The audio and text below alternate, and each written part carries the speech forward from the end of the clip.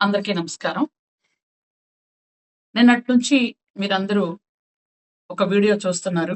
కొన్ని ఫోటోలు పెడుతున్నారు.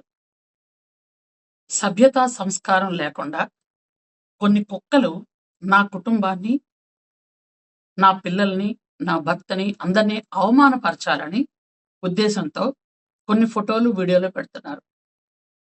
నేను ఈ కుక్కల్ని పట్టించుకోవటం ఎందుకులే అని 2 రోజుల నుంచి దానికి సమాధానం చెప్పకూడదు అనుకున్నాను.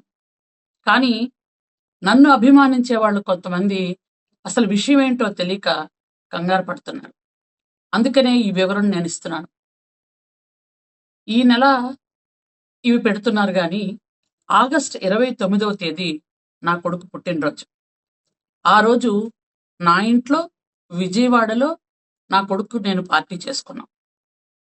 నా కుటుంబం, నా పిల్లలు, నా భర్త మొత్తం అందరం కలిపి భోజనాలు చేసుకున్నాం. పిల్లలు డాన్సులు చేసుకున్నారు. 29వ తేదీ ఆగస్టు విజయవాడ నా ఇంట్లో జరిగింది అది. తర్వాత 31వ తేదీన మేము తిరుపతి కొండ నడుచుకుంటూ ఎక్కాం. 1వ తేదీ ఉదయం తిరుపతిలో దర్శనం అయింది మాకు.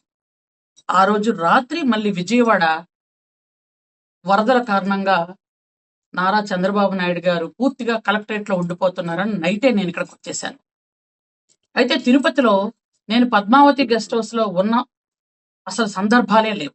నేను కానీ, నా కుటుంబం కానీ, నా అనుచరులు కానీ, నా స్టాఫ్ కానీ ఎవరు కూడా పద్మావతి గెస్ట్ హౌస్లో లేవు.